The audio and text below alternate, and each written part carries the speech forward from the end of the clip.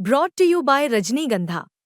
यूं ही नहीं ताज ताज बन जाता है, शिल्पकारों का हुनर और चुनिंदा संगमरमर ताज को नायाब बनाते हैं। कुछ ऐसे ही चुनिंदा जगहों से बस खास ही चुनकर लाता हूँ। कतरे कतरे को मैं हीरे सा परखता हूँ। यूं ही नहीं मैं रजनीगंधा बन जाता हूँ।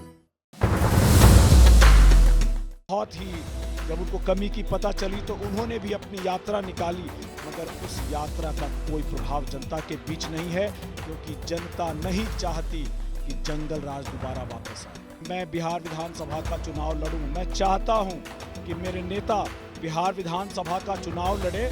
अगर आज मैं अपने नेता को मुख्यमंत्री बनाने का लक्ष्य लेकर के चलता हूं, तो मैं कार्य इस प्रकार करूंगा कि अगले 5 सालों में, 10 सालों में, 15 सालों में हमारी पार्टी उस स्तर पर तैयार हो जाए, हमारे कार्यकर्ता नेता उस स्तर पे तैयार हो जाए कि हम 122, 123 विधायक बना पाए।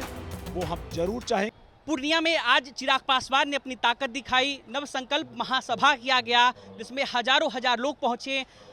पूरा रंगभूमि मैदान जो है वो चिराग पासवान के समर्थकों से भर गया था। हमारे साथ लोजपा रामविलास के सांसद अरुण भारती जी हैं, सीनियर नेता भी हैं। सर, नव संकल्प महासभा आरा से शुरुआत हुई थी, पूर्णिया में इसका आज समापन हुआ है।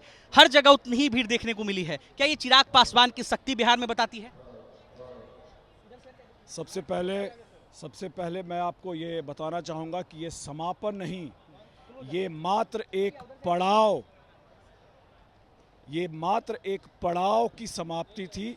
नव संकल्प का जो उद्देश्य है, मैं मंच से कह चुका हूँ कि जब तक पूरा नहीं होगा, जब तक हमारे नेता बिहार के शीर्ष पद पर नहीं बैठेंगे। और जब हम लोगों ने इसकी परिकल्पना की थी और आरा से इसकी शुरुआत की थी, तो हमारे जहन में हमारे नेता के विजन, बिहार को लेकर के विजन, उनका रोड मैप, उनका मार्गदर्शन और विकसित बिहार बनाने के उनके लक्ष्य को कैसे फलीभूत किया जा सकता है, धरातल पर उतारा जा सकता है, इस बात को लेकर के थी। और जिस दिन जनता चाहेगी, जनता मालिक होती है कि बिहार फर्स्ट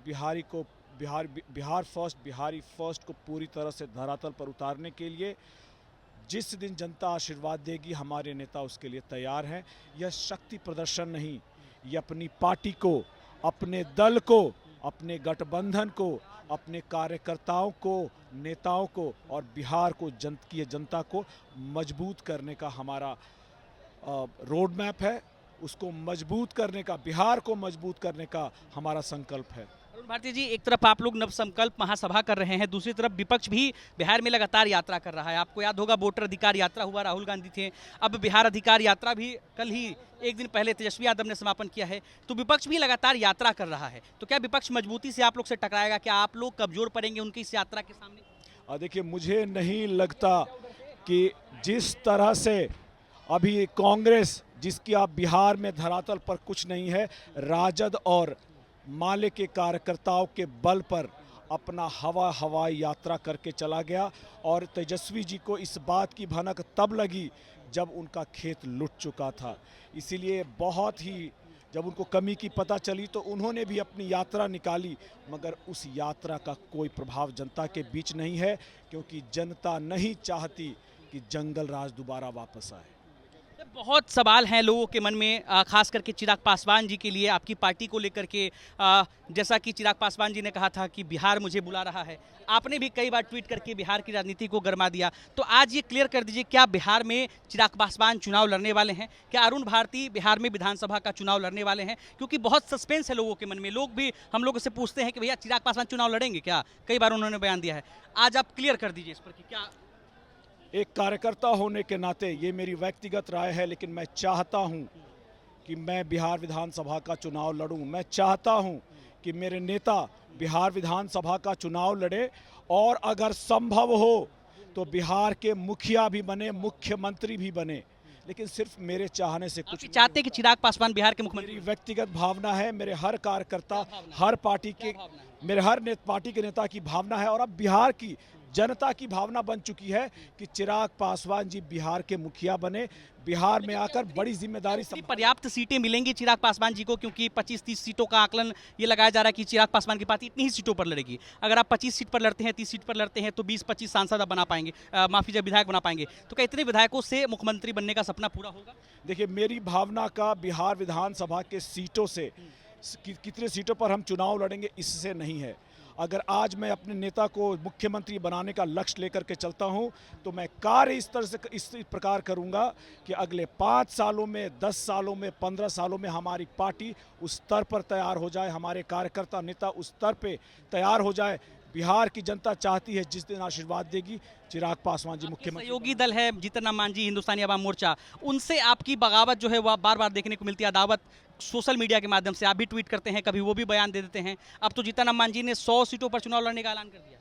बिल्कुल, उनकी भावना का पूरा सम्मान है और मुझे लगता है कि जो उनका अनुभव है, उनके अनुभव का लाभ उनकी पार्टी को, उनके कार्यकर्ताओं को अवश्य मिले, उनके अनुभव का लाभ हम लोगों को भी मिले। उनके द्वारा कहे गए हर शब्द को हम आशीर्वाद के रूप में। चिराग पासवान की पार्टी के लिए पर्याप्त सीटों की संख्या क्या है? 25, 30, 40, 50, 60 क्या है पर्याप्त सीटों की संख्या? जनाधार के हिसाब से बताइए। हमारी तैयारी 243 सीटों पर है और कोई भी गठबंधन का दल उसकी तैयारी पूरे के पूरे 243 सीटों पर होनी चाहिए। मैं सिर्फ अपनी सीटें आपके सिंबल कितने सीटों पर? मैं सिर्फ अपनी सीटें ही नहीं जीतना चाहता, मैं चाहता हूं कि मेरे गठबंधन के सहयोगी भी जीते। आपके सिंबल पर कितने विधायक बनने चाहिए ये बता दीजिए, कितने विधायक बनने चाहिए आपके सिंबल पे? जिस दिन हमारी पार्टी, बिहार की जनता जिस दिन चाहेगी, हमारी पार्टी उस स्तर पर तैयार हो जाएगी कि हम 122, 123 विधायक बना पाए, वो हम जरूर चाहेंगे। लेकिन ये भविष्य की बातें हैं। आज हम गठबंधन की मर्यादा में हैं, सीमा में हैं।